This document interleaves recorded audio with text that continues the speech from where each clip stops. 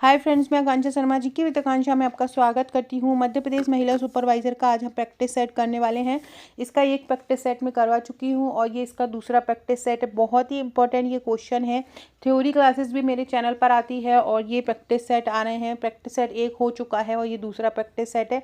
इसके लिए एक प्लेलिस्ट बना दी हूँ। जो थ्योरी क्लासेस है सी सीरीज़ के नाम से उसकी क्लासेस रहेंगी और ये जो प्रैक्टिस सेट है ये प्रैक्टिस सेट सुपरवाइज़र के नाम से डाल दूँगी। तो आपको इसमें जितने भी प्रैक्टिस सेट आएंगे 50, 70, 80 जितने भी, तो वो ऐसे ही लाइन वाइज लाइन आते जाएंगे। पहला प्रैक्टिस सेट जरूर देख लीजिएगा, बहुत इंपॉर्टेंट क्वेश्चन है। आज का जो हम टॉपिक पढ़ने वाले हैं वो जो गर्भावस्था है, गर्भवती महिला है और बच्चे हैं, उनसे संबंधित हम कुछ क्वेश्चन करेंगे। तो चलिए स्टार्ट करते हैं। तुरंत के तुरंत जो है पूरे पार्ट याद करते जाइएगा, जिससे कि आपको एकदम से प्रेशर ना पड़े जैसे ही एग्ज़ाम आए। बहुत ही इंपॉर्टेंट क्वेश्चन मैं आपको कराने वाली हूँ, जो मतलब एग्ज़ाम में आना ही आना है, वही क्वेश्चन मैं करा रही हूँ। बार बार बोलती हूँ कि अलग अलग शिफ्ट में एग्ज़ाम होना है, तो आपको बहुत सारे प्रश्नों की प्रैक्टिस करनी है। नोट्स के साथ, हमारे नोट्स के साथ हम आपको ग्रुप इसलिए ही प्रोवाइड कराते हैं क्योंकि नोट्स से इतना ज़्यादा नहीं पढ़ाया जाता है। ग्रुप में अगर कोई चीज़ आ रही है, ऑनलाइन में कोई क्वेश्चन भेज रही हूँ, ऑनलाइन में भेज रही हूँ, MCQ में भेज रही हूँ, तो तुरंत आप उसको प्रैक्टिस कर सकते हैं। हमारे नोट्स के साथ आपको 3000 प्लस प्रश्नों का एक प्रैक्टिस सेट भी मिलता है, वहाँ से भी आप प्रैक्टिस कर सकते हैं। क्वेश्चन है पहला, गर्भवती महिला का गर्भ अवस्था के दौरान वजन बढ़ना चाहिए कितना? 10 से 12 किलो, 5 से 8 किलो, 8 से 10 किलो या 15 से 20 किलो। देखो, ये नहीं पूछ रहे हैं कि वजन कितना बढ़ता है, क्वेश्चन ये पूछ रहे हैं कि गर्भवती महिला का गर्भ अवस्था के दौरान वजन कितना बढ़ना चाहिए। तो इसका आंसर होगा 10 से 12 किलो। गर्भवती महिला का गर्भ अवस्था के दौरान जो वजन है वो 10 से 12 किलो बढ़ना चाहिए। वो बढ़ कितना जाता है? लगभग 12 से 16 किलो वजन बढ़ जाता है किसी भी महिला का। तो याद रखना चाहिए कितना? 10 से 12 किलो होना चाहिए। प्रेगनेंसी के छठे महीने के अंत तक शिशु 10 से 15 इंच का हो जाता है। ये भी याद रखना, जब प्रेगनेंसी में छठा महीना चलता है महिलाओं का, तो उसके अंदर का जो शिशु होता है वो 10 से 15 इंच का हो जाता है। क्या हो जाता है? 10 से 15 इंच का। वो 10 से 15 इंच का हो जाता है प्रेगनेंसी के छठवें महीने के अंत तक। शिशु कितने का हो जाता है? 10 से 15 इंच का हो जाता है। और प्रेगनेंसी के छठे महीने के अंत तक शिशु का वजन 500 से 700 ग्राम हो जाता है। ये भी याद रखिएगा। छठे महीने के जो अंत तक शिशु 10 से 15 इंच का हो जाता है और छठवें महीने के वजन जो हो जाता है, लंबाई जो हो जाती है वो इंच में कितनी हो जाती है? मतलब 10 से 15 इंच लंबाई हो जाती है उसकी, और वजन कितना हो जाता है? वजन 500 से 700 ग्राम हो जाता है। ये याद रखिएगा। प्रेगनेंसी के छठे महीने में, प्रेगनेंसी के छठे महीने में शिशु का जो हाइट होती है वो कितनी हो जाती है? 10 से 15 इंच हो जाती है। और जो उसका वजन जो है वो कितना हो जाता है? उसका जो वजन है वो 500 से 700 ग्राम हो जाता है। ये बहुत इंपॉर्टेंट है, याद रखिएगा। ये दोनों ही फैक्ट, अगर ये भी आपसे पूछ सकते हैं कि जब शिशु जो होता है महिला के पेट में होता है और 6 महीने प्रेग्नेंट महिला होती है, तो उसकी जो हाइट होती है वो कितनी हो जाती है? तो 10 से 15 इंच हो जाती है। और जो उसका वजन होता है वो कितना हो जाता है? उसका जो वजन, एक सेकेंड रुकिएगा, उसका जो वजन है वो 500 से 700 ग्राम हो जाता है। अगला क्वेश्चन है, गर्भवती महिला का रक्तचाप कितना होना चाहिए? गर्भवती महिला का रक्तचाप या BP कितना होना चाहिए? ये भी बहुत इंपॉर्टेंट क्वेश्चन है। गर्भवती महिला का रक्तचाप कितना होना चाहिए? 130/90, 80/40, 150/120 या 100/50 होना चाहिए। तो जो गर्भवती महिला का जो BP है, नॉर्मल स्थिति में इनका, देखो, एक नॉर्मल ब्लड प्रेशर जो होता है वो 120 और 80 होता है, लेकिन गर्भवती जो महिला होती है उसका BP नॉर्मली बढ़ा हुआ रहता है। तो 130 से 90 आप इसको आइडल मान सकते हो। अगर ये 130/90 की जगह 120/80 भी होता तो भी आपका आंसर यहाँ पे सही होता, लेकिन आप देख सकते हैं यहाँ पे कहीं भी 120 और 80 नहीं है। 120 और 80 जो होता है, एक नॉर्मल जो व्यक्ति होता है उसका एक आइडल जो BP होता है वो यही होता है, ऊपर का 120 और नीचे का 80। लेकिन गर्भवती महिला जो रहती है उसका BP तो हमेशा बढ़ा हुआ रहता है। तो कितना? 130 और 90 गर्भवती महिला का BP होता है। लेकिन जनरली अगर सामान सब कुछ ठीक रहता है तो 120/80 जो होता है एक साधारण का या गर्भवती महिला का हो जाता है। लेकिन इससे ज़्यादा BP जो होता है वो नहीं बढ़ना चाहिए, नहीं तो वो खतरे की निशानी हो जाता है। प्रेगनेंसी की पहली तिमाही और तीसरी तिमाही में हीमोग्लोबिन की मात्रा 11 से ज़्यादा होना चाहिए। आपसे ये भी पूछ सकते हैं कि जो हीमोग्लोबिन की मात्रा है वो कितनी होना चाहिए एक प्रेग्नेंट लेडी में। तो एक प्रेग्नेंट लेडी में हीमोग्लोबिन की जो मात्रा है वो 11 से ज़्यादा होना चाहिए। याद रखिएगा, पहली तिमाही में, पहली मतलब शुरू के जो तीसरे माह रहता है उसमें हीमोग्लोबिन 11 होना चाहिए, और दूसरी तिमाही में 10 से ज़्यादा हीमोग्लोबिन होना चाहिए। कम हीमोग्लोबिन जो होता है किसी भी गर्भवती महिला के लिए एक खतरे की निशानी होती है। अगर 120/80 से बीपी कम होता है तो भी ये खतरे के बीच होता है, और इसलिए हमेशा जो डायस्टोलिक दबाव होता है वो 80 ही रहना चाहिए और इससे कम नहीं होना चाहिए। आपसे एक और कारण पूछ सकते हैं कि प्रेगनेंसी के दौरान बीपी क्यों बढ़ता है। तो देखो, इसके कई कारण होते हैं। एक तो होता है स्ट्रेस, ज़रूरत से ज़्यादा स्ट्रेस लो आप, मोटापा अगर आपके साथ ग्रसित हो जाए, शारीरिक गतिविधियां शरीर में कम हो, शराब और धूम्रपान का यूज़ करो, पहली बार प्रेग्नेंट हो, या महिला की आयु 35 से अधिक हो, या डायबिटीज़ हो, तो उसका जो रक्तचाप होता है या बीपी जो है बढ़ जाता है। तो याद रखिएगा, इसका आंसर क्या हो जाएगा, 130/90 हो जाएगा। अगला क्वेश्चन है, घर में जब प्रसव हो रहा हो, मतलब डॉक्टर के यहाँ नहीं जा रही हो, वैसे तो सलाह यही दी जाती है कि हमेशा हॉस्पिटल में ही जो प्रसव हो, लेकिन अगर घर में प्रसव हो तो किन बातों का ध्यान रखना चाहिए। स्वच्छ हाथ बिल्कुल सही है, स्वच्छ परिवेश ये भी सही है, नया ब्लेड एवं धागा ये भी सही है, स्वच्छ नाभि नाल ये भी सही है। तो इसका आंसर क्या हो जाएगा, उपरोक्त सभी। अगर घर में प्रसव हो तो इन सभी बातों का ध्यान रखना चाहिए। फ्रेंड, डिस्क्रिप्शन बॉक्स में आपको मेरे व्हाट्सअप, टेलीग्राम, फेसबुक, ट्विटर का लिंक मिल जाएगा। अगर आपने अभी तक ज्वाइन नहीं किया है तो ज्वाइन कर लीजिएगा। ये मेरा व्हाट्सअप नंबर है। अगर आपने अभी तक मुझे व्हाट्सअप पर अपना नंबर सेव नहीं कराया है, हाय लिखकर सेव करा दीजिएगा। स्टेटस के थ्रू भी आपको बहुत सारे क्वेश्चन आंसर्स याद होते रहेंगे। अगला है, गर्भावस्था में कौन सा लक्षण खतरे का है। सबसे पहला, खून का बहना या खून की कमी। ये अगर गर्भवती महिला है और उसको बहुत ज़्यादा खून की कमी है, या उसको ज़रूर से ज़्यादा ब्लीडिंग होने लगी है, या खून बह रहा है, तो वो एक खतरे की निशानी है। दूसरा है, महिला की आयु या तो 18 वर्ष से कम हो या 35 वर्ष से अधिक हो। ये दोनों ही स्थिति में जो है गर्भावस्था खतरनाक स्थिति पर पहुंच जाती है। हाथ, पैर, चेहरे पर सूजन। यदि किसी गर्भवती महिलाओं के हाथ पर सूजन है, पैर पर सूजन है या चेहरे पर सूजन है, तो वो भी एक अच्छी स्थिति नहीं होती शरीर की। हाई बीपी अगर गर्भवती महिला को है तो वो भी, उसके कारण भी जो है वो शिशु और माता दोनों को ही खतरे का सामना करना पड़ता है। तो इसका आंसर भी क्या हो जाएंगे, उपरोक्त सभी हो जाएंगे।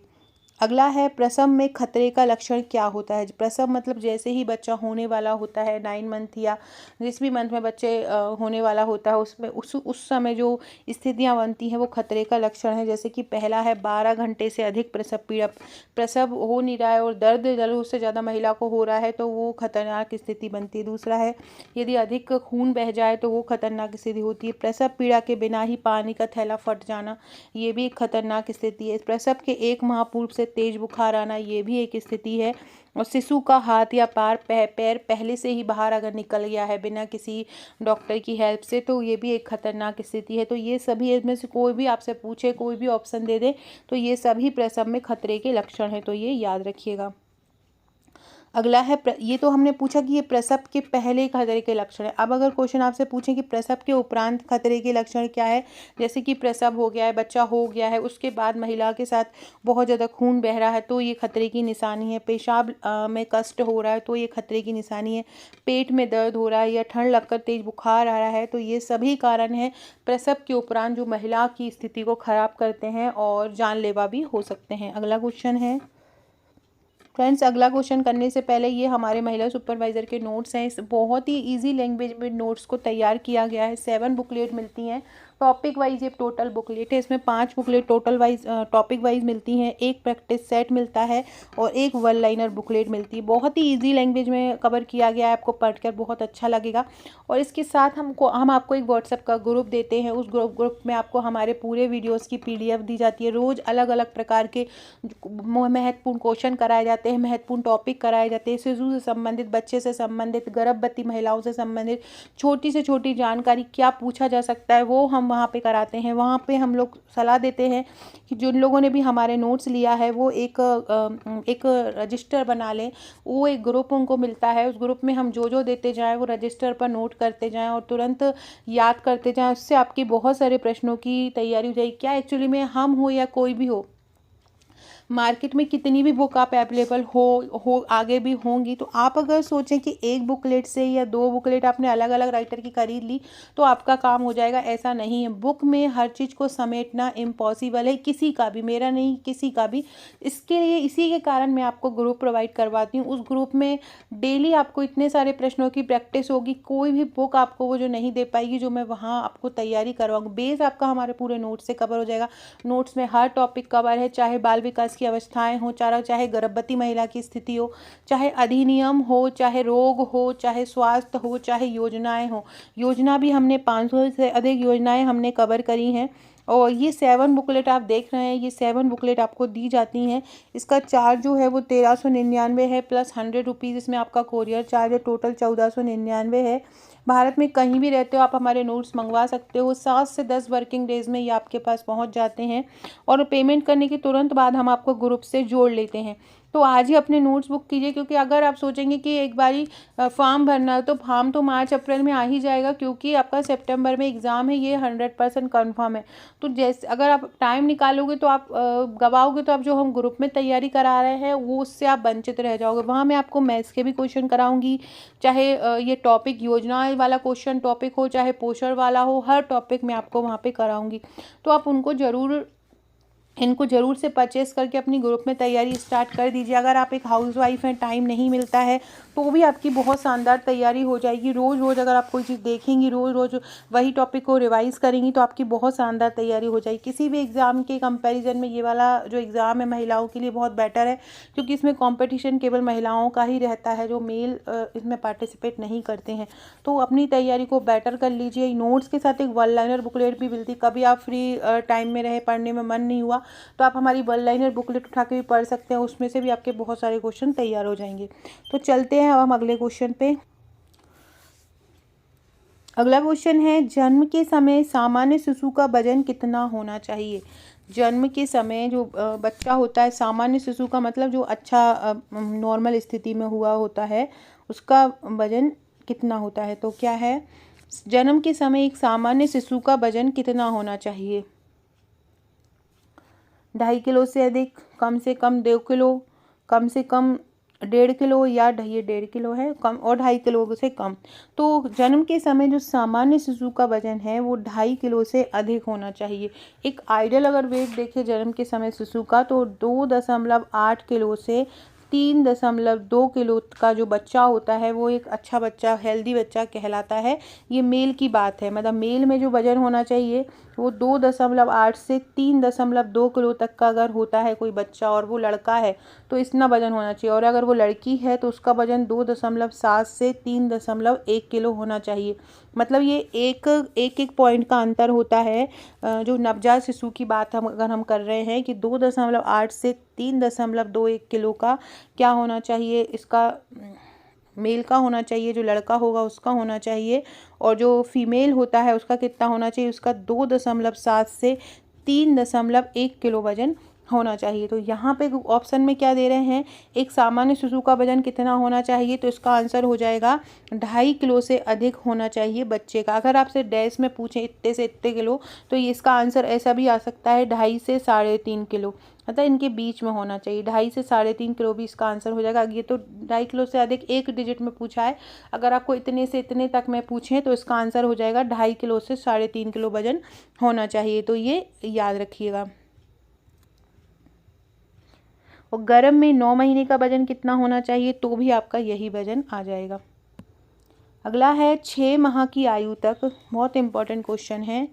6 माह की आयु तक शिशु को केवल स्तनपान करावें, जो कि प्रतिदिन कम से कम कितना हो, मतलब कितने बार स्तनपान कराना चाहिए। 6 माह के बच्चे को कितनी बार स्तनपान कराना चाहिए? 8 से 10 बार, 15 से 20 बार, और 4 से 6 बार, या इनमें से कोई नहीं। तो 6 माह के आयु का जो बच्चा होता है उसको 8 से 10 बार स्तनपान तो कराना ही चाहिए। और प्रतिदिन लगभग 5 बार तो बिल्कुल जो 6 से 8 महीने का शिशु अगर हो जाता है तो उसको पिलाना ही चाहिए, ये कंपलसरी है।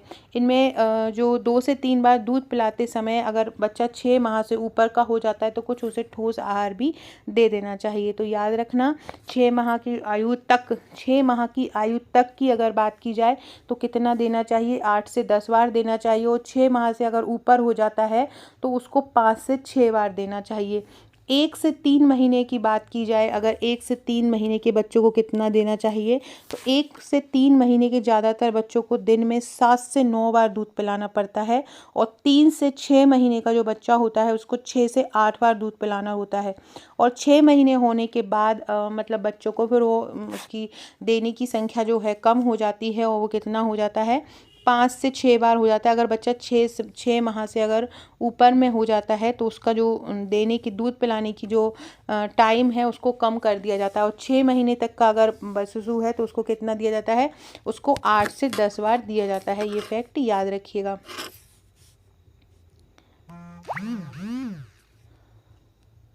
अगला है, माँ का दूध शिशु के लिए सर्वोत्तम होता है। क्यों होता है माँ का दूध शिशु के लिए सर्वोत्तम?